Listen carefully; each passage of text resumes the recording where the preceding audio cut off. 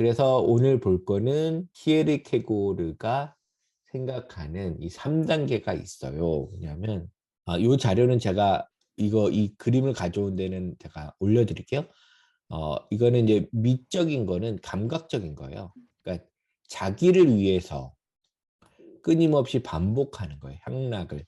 이게 돈후앙이라고 됐는데 이거는 돈주왕이라고 여러분 많이 1000명의 많은 여성들과 사귀고 연애를 했던 돈주환 얘기를 쓰는데 자기 쾌락을 끊임없이 반복하지만 그게 의미가 없는 거예요. 나 안에 갇혀 있는 것들. 똑같이 항상. 그 다음에 윤리적 실존은 내가 아니라 보편적인 뭔가가 되고 싶은 거예요. 내가 아니라 타인을 포함하는 뭔가 보편적인 사람이 되고 싶어 하는데 사실은 개별적인 나랑 보편적인 것하고는 항상 갈등이 있어요. 내가 모든 사람이 원하는 거를 하게 되면 뭐가 사라지는 거예요? 나는 사라지고 나를 위하다 보면 보편적인 거를 거부하게 되는 이 갈등 구조에 있는 게 윤리적인 건데 이게 되게 힘들어요. 그러니까 선행과 절망이 계속 반복되는 거예요. 내가 타인을 위해서 살자고 보면 내가 죽고 나를 위해 살자니 타인이 죽는. 그래서 나의 개별적인 거가 보편적인 게 같이 공존하는 게 불가능한 거예요. 종교적 실전을 하는 거에서 예를 들면 내면 수양을 하고 자기 주체성을 얘기를 하는 거죠.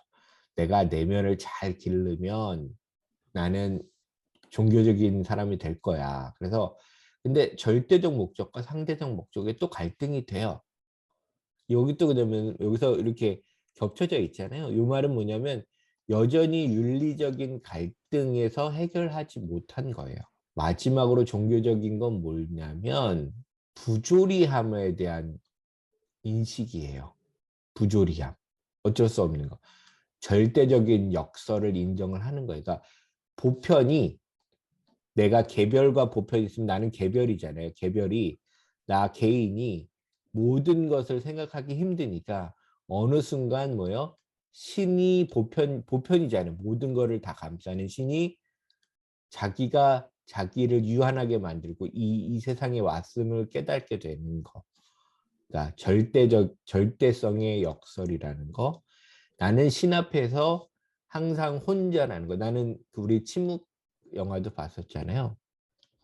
항상 신과의 단독으로 앞에 있다라는 걸 깨닫는 거. 죄의식, 그다음 믿음, 아까 부조리의 힘 이것도 하겠죠. 이런 걸 통해서 이런 단계로 가는 과정을 그리려고 했습니다. 여기도 침묵 있죠. 그래서 이렇게 이게 간단한 이건데요. 근데 이 설명에서에 대한 배경이 되는 거니까 민승기 교수님이 설명해 주신 이 세 단계를 다시 한번 교수님이 설명해 주신 맥락에서 한번 다시 보도록 할게요. 심리적인 건 뭐냐면 동일성의 세계예요. 그러니까 세상 아까도 했지만 돈후왕, 돈주왕 이런 사람은 뭐냐면 수많은 사람들을 만나서 연애를 하지만 이게 다 다를 것 같지만 똑같은 거예요. 나 안에 내가 원하는 거 안에 갇히는 거예요. 그래서 똑같은 거, 세상의 모든 거 일치되어야 되는 거 이게 이제 심리적인 거고 윤리적인 거는 이게 뭐냐면 이 다음 개를 중지하는 거예요. 이거를 동일성의 세계, 심리적인 세계를 중지하면 뭐가 등장하냐면 윤리적인 세계가 되는데 이건 차이의 세계예요. 현실은 차이에 기반을 합니다. 우리가 생각하는 현실은 다 차이를 기반한 거예요. 가족은 아버지와 아들의 차이를 통해 근친상간을 막음. 그러니까 여러분이 정신분석학 이런 걸 보면 우리 문명의 시작은 뭐냐면 근친상간이 어떻게 막고 사실은 가족 단위로 분화돼서 차이를 만들고 나가느냐에 따라서 문명이 생겼다고 얘기를 해요. 이거는 이제 정신분석학이 바라본 문명의 출발인데, 그러니까 이런 것들이 다 뭐냐면 똑같음에서 차이를 만들어내는 거예요. 관계는 차이로 구성되고 우리가 아는 문화는 이 차이로 된 세계라고 보시면 됩니다. 그러니까 다 구별을 통해서 만들어지는 거죠. 모든 거를. 그다음에 차이의 세계에서 동일성에 대한 환상을 갖게 돼요. 그러니까 다 다르지만 하나의 동일성으로 다 묶어내는 거예요. 국가도 뭐냐면 어떻게 우리가 동일성이 있는 것처럼 생각하는 거예요. 우리나라 이렇게 예를 들면 우리나라 그 대한민국을 동일성을 생각하는 환상은 뭐냐면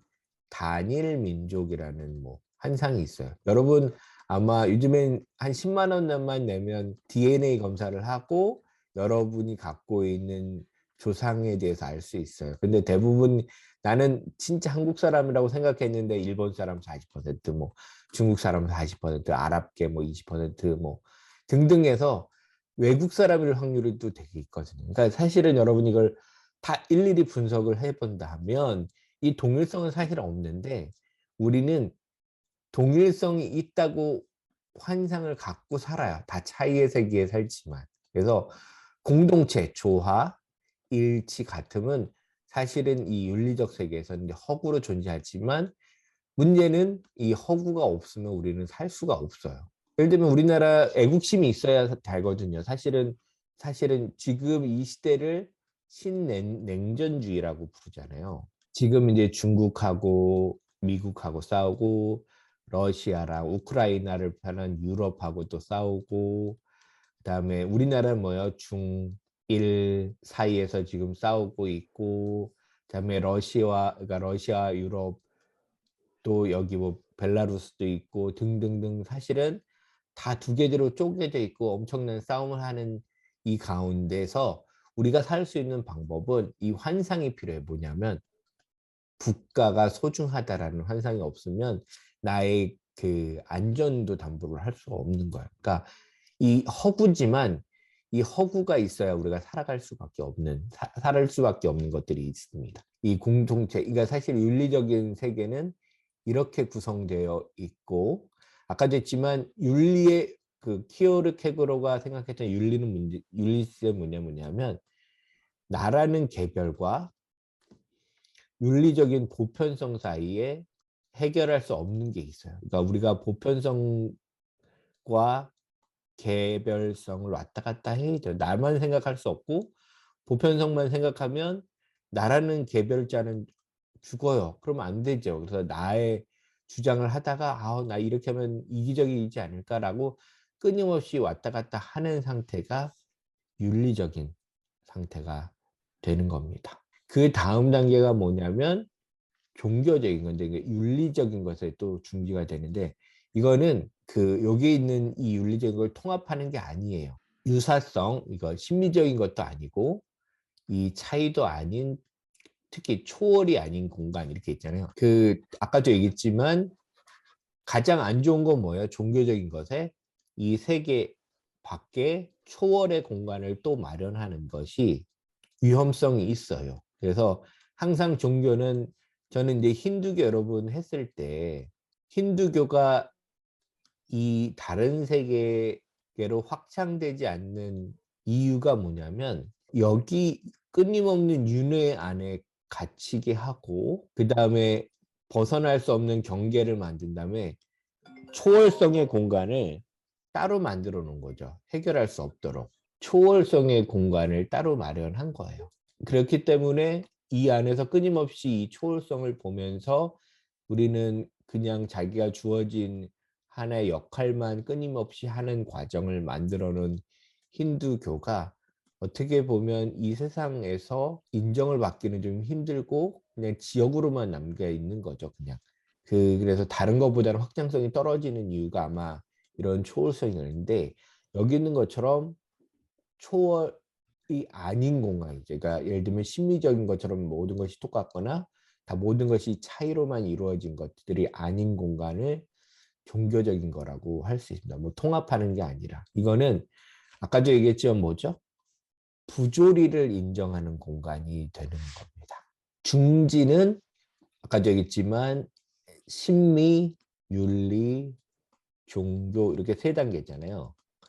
이 단계는 여기서는 영어로는 이렇게 표현하다가 립이라고 하는데 이게 도약이에요. 그러니까 여기서는 내가 심리에서 가만히 조금씩 가면 윤리적이 되고 이렇게 쭉 가만히 조금씩 있다 보면 종교적이 되는 게 아니라 여기서는 엄청난 도약을 통해서 넘어서야 되는 게 됩니다. 그래서 불연속적인 거예요. 그러니까 연속적이라는 건 양을 조금 더 하다 보면 올라가는 거 이런 게 아니라 그냥 건너뛰어야 되는 힘이 필요한 거죠. 그래서 믿음의 도약 뭐 이런 말을 많이 써요. 믿음의 도약. 그러니까 불가능한 걸 믿어보는 거예요.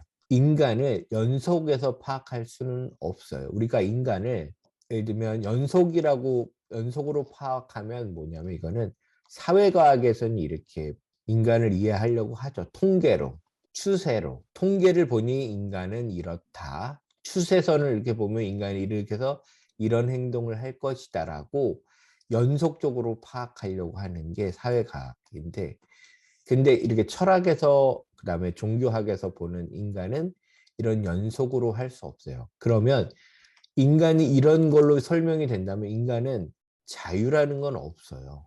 그죠? 끊임없이 그래프나 어떤 통계적인 차트의 하나의 점으로만 존재하게 되는 거니까, 그러니까 이런 도약이라는 게 있다는 거. 설명을 뚫어내고 새로운 걸 만들어낼 수 있는 거. 지금 이제 철학이 고민하는 것 중에 하나는 어떻게 사건이 가능할지, 이벤트예요. 이벤트라는 건 뭐냐면 예측하지 못한 것이 일어나도록 할 수 있는 거. 그러니까 끊임없이 과학이나 또 사회과학은 예측하고 예측을 맞추려고 하는 학문들인데, 이제 그런 뭐야, 인간이 기계가 되는 거죠. 기계. 예측된 대로 움직이는 그 기계가 되지 않고 인간이 뭔가의 사건들을 만들어내는 거.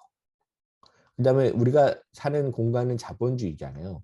자본주의는 너무 강력해요. 우리가 벗어날 수 없을 것 같아요. 여러분, 한 번이라도 내가 돈 벌어서 내 돈으로 살아가거나 다른 사람의 돈을 좀 쉽게 가져와서 내가 쓰는 거, 이런 걸 용납해주는 이 자본주의 공간 밖을 생산하기는 너무 힘들어요. 대부분 나의 성공은 뭐예요? 이 자본주의의 뭐죠? 여러분 이제 그 부동산 문제가 크잖아요. 부동산은 올라가도 내려가도 만족하지 않아요. 왜냐하면 올라가면 나는 부동산이 없어서 나의 기회가 박탈되기 때문에 화가 나고, 내려나면 기득권은 내가 갖고 있는 자산이 떨어져서 좋아하지 않아요. 왜 욕망이 생각하냐면 이 부동산은 자본주의 시스템에서 그 엘리베이터 같은 거예요. 빠르게 이동시켜주는. 왜냐하면 남의 내가 자본을 적지만 쉽게 내가 큰 자본을 갈 수 있는 아주 좋은 방식이죠. 그래서 이 부동산을 해결할 수 없어요. 왜냐? 인간의 욕망하고 딱 붙어 있기 때문에 이거를, 그러니까 지금 사람들이 그 정치 문제랑 결부해서 부동산을 계속 언급하는 이유가, 서로 부동산이 올라가면 안 좋은 건 알지만 그것 때문에 이 부동산이 올라가는 걸 또 싫어하진 또 않아요. 그래서 이 복잡한 이 욕망과 얽혀 있는 부동산 문제의 핵심은 뭐냐면 이건 자본주의 안에 틀에 있기 때문에, 그래서 이 바깥을 생각하는 건 너무 힘들게 만들어 놨어요. 근데 이 바깥을 생각할 수 있는 힘은 누가 주냐면, 아까도 했지만 인간이 어느 순간에 도약을 하고 새로운 세계를 꿈꾸는 데가 있어요. 한때는 마르크스라는 사람이 했죠. 막스. 이 사람이 했는데 많은 사람을 이걸 실패했다 이렇게 보는 사람도 있고, 아니다, 여전히 의미가 있다라고 보는 두 가지가 있어요. 그래서 중요한 건 뭐냐면 마르크스는 어쨌든 이 도약을 꿈꿨던 사람이에요. 지금도 이 바깥의 다른 세상을 고민하고 살아가려고 하는 사건들을 만들어낼 수 있는 사람들이 있어요. 그래서 뭐가 중요하냐면 제가 이제 얘기하려고 하는 건 이 도약이라는 게 중요하고, 인간이 인간님이 되는 거는 어느 순간에 이제 도약을 할 수 있고 예측할 수 없는 상태로 될 수 있다는 거. 그게 중지가 되는 거죠. 그래서 아까 또 있자면 심리에서 윤리로, 윤리에서 종교로 인간은 조금씩 가만히 있다고 되는 게 아니라 도약을 할 수 있는 거고 예측할 수 없는 상태로 가야 되고, 그 다음에 이거는 예로 드신 건데 정신분석학은 뭐냐, 인간이 인간일 수 있는 거는 미칠 수 있기 때문이다. 광기, 그래서 마치 나는 광기는 그러니까 우리가 정상이라고 하는 건 이유는 뭐예요? 예측한 대로 행동을 계속 연결해 가면 정상. 근데 갑자기 안 하던 짓을 하면 얘 미쳤구나라고 생각하잖아요. 이게 어떻게 보면 광기라는 게 어떻게 보면 더 인간적임을 보여주는 거죠. 이거는 기계죠, 기계. 이런 도약이 필요하다. 그래서 인간이 광기는 뭐야? 인간처럼 안 되는 거, 인간 이상이 되는 거, 내가 나와 달라지는 경험을 하는 순간 이게 이제 도약이 되는 거죠. 그리고 흔히 말하는 그 제도권의 종교가 말하는 믿음이나 그 우리가 알고 있는 지식으로는 설명을 할 수 없는 선택을 하는 것들. 이런 것들이 사실은 이 단계를 넘어서도록 해주는 힘이 있다고 생각이 돼요. 좀 어려운 얘기일 수도 있긴 하지만 여기서 하고 있는 거는 이제 뒤에 가면 여러분이 좀 더 명확해질 될 것 같아요. 서양 철학 전체는 어떻게 보면 최근의 철학들은 이 부분을 설명을 하는데 이 부분이 뭐냐면 종교적인 것이 무엇이냐 문제고요. 근데 여러분이 계몽주의라는 거 아시죠? 계몽주의가 뭐냐면 영어로는 enlightenment예요. 그러니까 뭐냐면 빛을 비춰주는 거예요. 이제까지 중세까지 우리는 이제 어두운 데서 지식의 빛을 통해서 이런 미신과 같은 거, 이를 타파하고 지식을 통해서 과학, 지식을 통해서 세상을 깨우쳐 준다. 그래서 그걸 뭐라 그래요? 계몽이라고 하는데 여기에 모두 포함되는 거예요. 종교도 포함이 됐었어요. 그다음에 16세기부터 쭉 시작된 르네상스부터 시작됐죠. 르네상스 시작해서 17, 18세기 때는 뭐냐면 학문이 발달되고 과학의 진보가 늘어나는 데 따라서 인간이 계속해서 이런 지식을 통해서 사람을 깨우쳐 준다면 인간은 끊임없이 진화하고 진보할 것이다라고 믿었어요. 이때 계몽인데 여기 대상이 뭐냐면 종교였어요. 종교도 구시대의 어두운 쪽의 것이었고 이것도 타파해야 된다. 그래서 예를 들면 이제 계몽주의 때 있었던 많은 작가들은 종교를 되게 싫어했어요. 볼테르 같은 유명한 사람들이죠. 볼테르 이런 사람들은 종교가 갖고 있는 이 무지몽매함을 사람들한테 알리고 종교를 타파하려고 되게 노력을 했는데 그래서 뭐냐면 신이 아니라 인간을 얘기를 하고 인간에 대한 무한한 신뢰를 줬어요. 그때. 근데 지금은 아까도 얘기했지만 아까 사도 바울 얘기도 했었잖아요. 믿음의 차원이 다시 복귀를 합니다. 그 얘기는 뭐냐면 과학이나 지식을 통해서 인간을 이해하고 알 수 있는 게 사실은 불가능하다라고 사람들이 알게 됐어요. 뭘 알아야 되냐면 믿음의 차원이 왜 필요한지를 다시 역설적으로 얘기를 하게 됩니다. 키에르케고르를 예를 드는데, 그러니까 아마 두려움과 떨림인가요? 두려움과 떨림이라는 책일 거예요. 이 책은 아까 여기서는 아브라함과 이삭의 얘기를 하고 있습니다. 100세 이삭을 낳고 이삭을 제물로 바치라고 하는데 이거는 이제 성경을 제가 한번 읽어볼게요. 여러분이 유명한 창세기에 있는 얘기인데 하나님이 아브라함을 시험하시려고 아브라함을 불러서 말을 하기에 여기가 아브라함이 여기 있다라고 얘기를 하고 여호와 야훼죠. 이르시되 내 아들 내 사랑하는 독자 아들 이삭을 데리고 모리아 땅에 가서 내가 거기서 일러준 산에서 그를 태워서 제사를 드려라 이렇게 얘기하고 아브라함이 아침에 일찍 일어나 나귀 안장을 채우고 종 2명과 이삭을 데리고 그 제사에 쓸 나무를 쪼개 가지고 떠나요. 그리고 하나님이 알려주신 곳에 갑니다. 3일날 아브라함이 눈을 들어 그 먼 곳을 바라보는데 이 아브라함이 종들에게 이르되 너희는 나귀야 여기서 기다려라. 나는 이삭과 함께 저기 가서 예배하고 우리가 너에게 다시 돌아올 것이다. 라고 얘기합니다. 아브라함이 이에 제사용 나무를 가져다가 아들 이삭에게 지우고 그러니까 자기를 태워서 제사를 지을 장작을 자기가 집어라 하는 거예요. 좀 잔인하죠. 자기는 불과 칼을 손에 들고 두 사람이 같이 가는데 이삭이 그 아버지 아브라함에게 말하되 아버지라고 부르니까 그가 말하되 아들아 내가 여기 있다. 이삭이 또 말하되 불과 나무는 있는데 태워서 제사할 어린 양은 어디 있습니까? 그러니까 아브라함이 말하되 아들아 그 제사드릴 어린 양은 하나님이 자기를 위해 친히 준비하셨다. 두 사람이 계속 가게 되고 하나님이 아브라함에게 알려준 그곳에 가니까 아브라함이 거기에 제단을 쌓고 나무를 쌓아놓고 아들을 묶어요. 그 다음에 그 제단 나무에 놓습니다. 그리고 손을 내밀고 칼을 잡고 아들을 잡으려고 하니 그러니까 뭐 죽이려고 하는 거죠. 여호와의 사자가 하늘로부터 말하되 아브라함아 이름을 부른 거죠. 아브라함이 말하되 내가 여기 있습니다. 하니까 하나님의 천사 사자가 아이에게 말하기를 아이에게 내 손을 떼라. 아무 일도 하지 말라. 내가 내 독자까지 내게 아끼지 아니하였으니 네가 이삭도 아끼지 않았는데 내가 이제야 하나님을 두렵고 어려워하는 줄을 알겠노라. 아브라함이 눈을 들어 살펴보니까 한 순양이 있는데 뿔이 숲에 걸려 있었어요. 아브라함이 가서 순양을 가져다가 아들 대신 제사를 드렸습니다.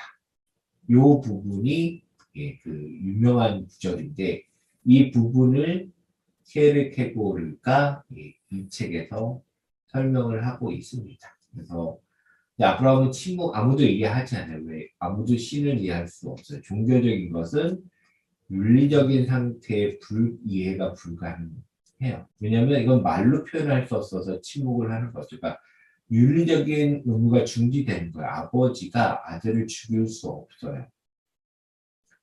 아버지가 아들을 죽이면 아브라함은 인간이 아니게 되는 거예요. 중지가 되는 거고 인간임을 중지할 때 믿음의 조상이 돼요. 아브라함은 신으로부터 첫 번째 목소리를 듣고 유대인의 조상이 됩니다. 유대교의 조상이 되는 거죠. 조상이 되는데 근데 사실은 괴물로서 되는 거잖아요. 아들을 죽이는 그러니까 인간의 윤리를 깨게 되는 그러니까 인간이 인간임을 중지할 때 신의 명령을 수행하면서 가장 훌륭한 인간이 되는데 이게 되게 부조리한 거예요. 사실은 인간이 인간의 윤리를 깼을 때만 신의 명령을 받게 되는 윤리와 종교에는 극복할 수 없는 간극이 생겨나요. 인간의 윤리를 무참하게 깨는 조건에서야만 종교적인 게 되는 거니까. 인간이 가장 충실한 인간이 되려면 인간임을 포기해야 되는 이 불가능한 상황, 인간이 아니게 되는 거죠. 기독교의 설명은 뭐냐면 사실은 이렇게 되면 인간이 너무 잔인한 거잖아요. 종교적인 인간이 되기 위해서는 윤리적인 인간을 포기해야 되는 이 이중 구조가 되는데 기독교에서 신은 뭐냐면 실체예요. 그러니까 세상에 다른 것에 영향을 안 받고 원래 있는 존재 있잖아요. 원래 완전한 존재고 다른 것에서 오지 않고 내가 다른 걸 만들어낼 수 있는 존재를 실체라고 불러요. 실체는 다른 게 필요 없어요. 스스로 원래 있고 다른 걸 만들어낼 수 있는 게 실체인데 얘는 결핍이 없어요. 신은 그렇잖아요. 세계는 신이 만들어낸 세계는 실체가 아니에요. 왜냐하면 이 실체가 만들어낸 파생된 것에 불과하기 때문에. 그래서 세계는 신의 작품일 뿐이에요. 근데 헤겔의 생각은 이런 거예요. 신은 완전한 실체고 안에 결핍이 온전하고 완전한 존재가 이 세상을 만들어놨다. 이렇게 보는 게 기독교적인 생각이기도 하죠. 근데 이 기독교 생각이 담고 있는 건 뭐냐면 이 유대 신화를 보면 나오는데 신은 온전하게 세상을 만들 필요가 없어요. 그러니까 누군가 뭔가를 해서 만들어낸다는 건 자기의 어떤 부족이 있기 때문에 이걸 채우기 위해서 뭔가를 만들어내는 건데 만든다는 것 자체는 뭔가 부족하다는 것의 반증이기도 해요. 그래서 신은 원래 온전해서 세상을 만들 필요가 없었어요. 그래서 신이 몸을 웅크리고 주름을 만들어서 결핍을 만들어냈다는 게 이 유대의 신화예요. 신이 왜 세상을 만들었어요? 라고 물어보면 주름이라는 건 내가 평평한 걸 주름을 하면 이렇게 되잖아요. 그러면 요 부분이 보이지가 않아요. 요 부분은 안 보이게 되는 거잖아요. 그래서 왜 이렇게 안 보이는 부분을 주름을 만들어서 일부러 만들어냈느냐. 이 자기가 만든 자기한테서 파생된 세계 안으로 뛰어 들어가서 온전함을 버리고 결핍이 되는 거. 그러니까 아까도 했지만 이 개별자가 보편적인 것이 될 수 없어요.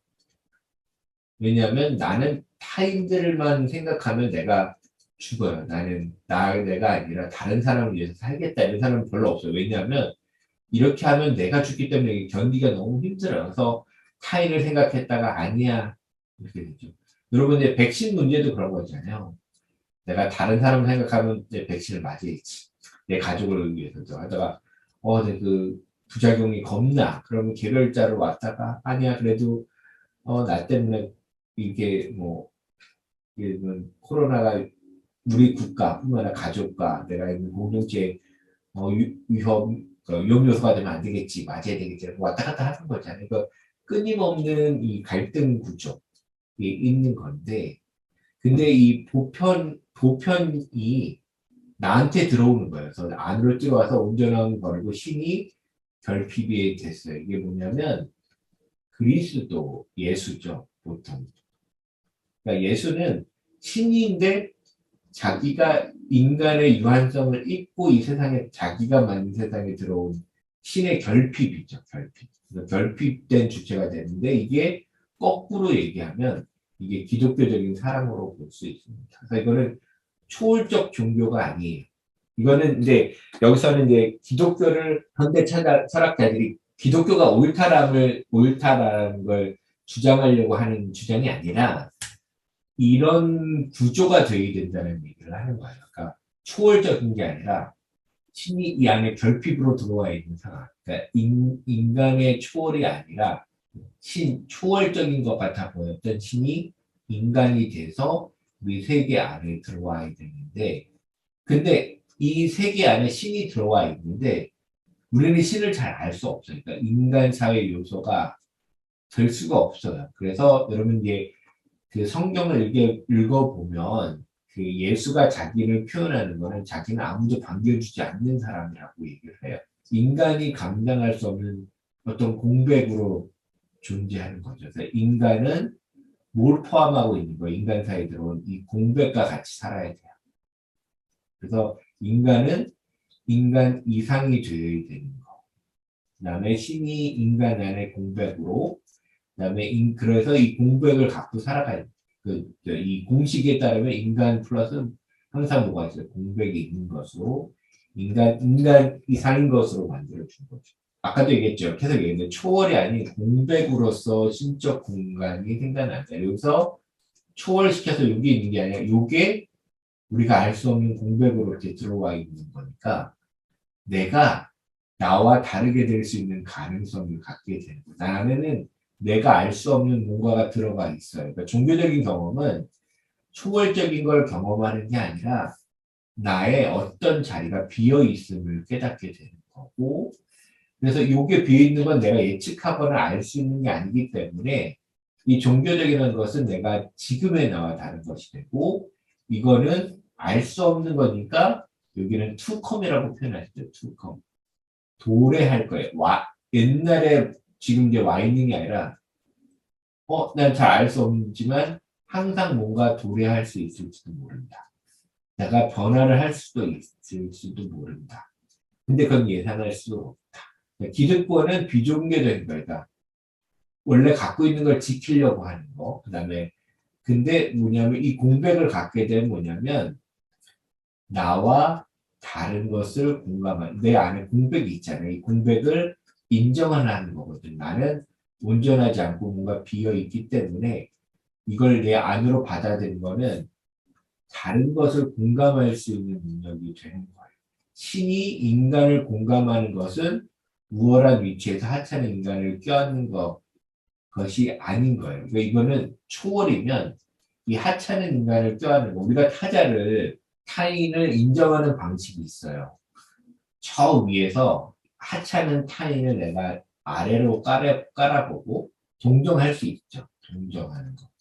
이거는 타인을 생각하는 방법이 아니에요. 이거는 뭐 측은지심 뭐 이런 거로 설명할 수 없고 이 타인이 신처럼 내 안에 있는 하나로 받아들이게 되는 것이 그리스도가 생각했던 방식인 거죠.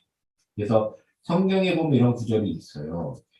내가 어떤 사람은 약간 힘들고 어려운 사람한테 하는 행위는 나 신에게 하는 행위와 같다. 여기 있는 이 타자가 여기 신에 있는 공백이 타자와랑 똑같다라는 얘기예요. 그러니까 이 종교적인 거는 초월이 아니라 내재 안에 있는 거고 그것은 유열한 위치에서 하찮은 인간을 껴안는 게 아니라 그것과 같아지는 것을 의미를 하는 겁니다. 아브라함이 괴물이 되는 것처럼 인간은 인간이 아닐 때 항상 다르게 존재할 수 있는 경험이 있고 타자를 나의 안에서 받아들일 수 있는 개별자와 보편자 동시에 가능할 수 있도록 해주는 것이 종교적인 이해라고 보시면 됩니다.